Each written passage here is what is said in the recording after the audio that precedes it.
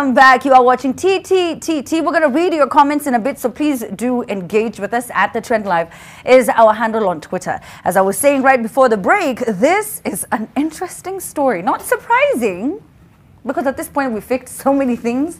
But this one really did make me giggle. A Nairobi court has sentenced a man to a year in jail after he admitted, I'm sorry, we've just changed the story. This one was actually a very sad story. But yes, so now there is a story that so many of us shared. A man was sentenced to a year in jail after he admitted to shoplifting because he was starving. Mr. Alvin Linus Shivondo, 22 years of age, had asked the Milimani law courts to pardon him after he was found guilty of lifting items at a supermarket. Sonko came to the rescue by paying the 100,000 Kenya shilling fine and offered him a job. That wasn't the one that made me giggle. I was talking about the lawyer one. So we're going to talk about that later. But this one really did break my heart. Why?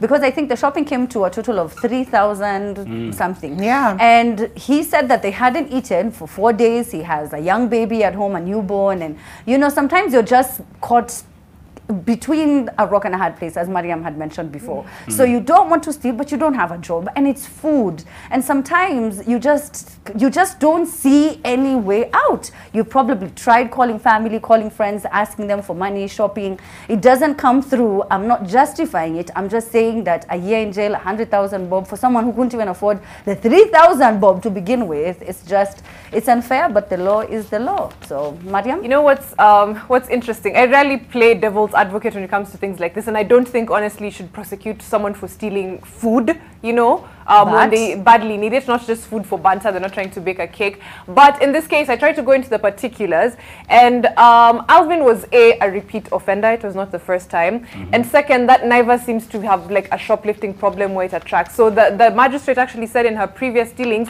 she's pardoned, I think, 3 previous people for stealing food from the same supermarket. So it could be that someone had noticed a security lapse and people were not taking advantage. Again, I'm not saying that it's okay to be so punitive when it comes to someone trying to fend for themselves and trying to get bread for their family.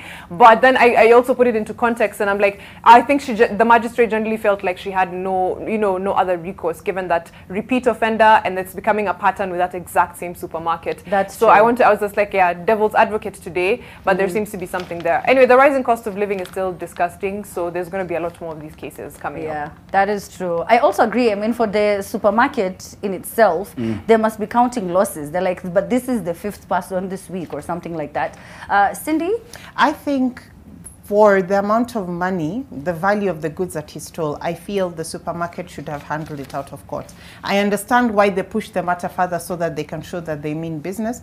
But just as Mariam said, if there's a lapse on their end, then they should deal with it. If he, for example, stole items worth 10K, you know, was like putting like a DVD player or whatever, then, you know, you can pursue him. But if it was food, you sit him down and you tell him, yo, dude, I don't know. I honestly felt the sentence did not fit the crime. Not to say that it is okay to steal.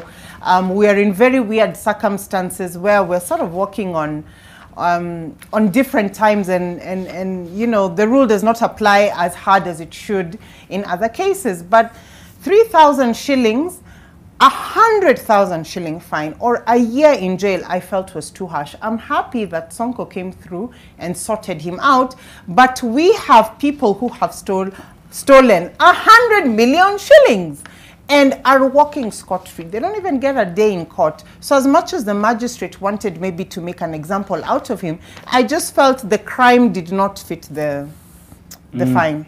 Yeah. Especially because mafuta yako utaichukua tu. You know, that's what people are asking on Twitter, that after the fine has been paid, does he get to go home with the shopping he stole? Yeah. Or as a matter of iwe funzo, it goes back to the supermarket.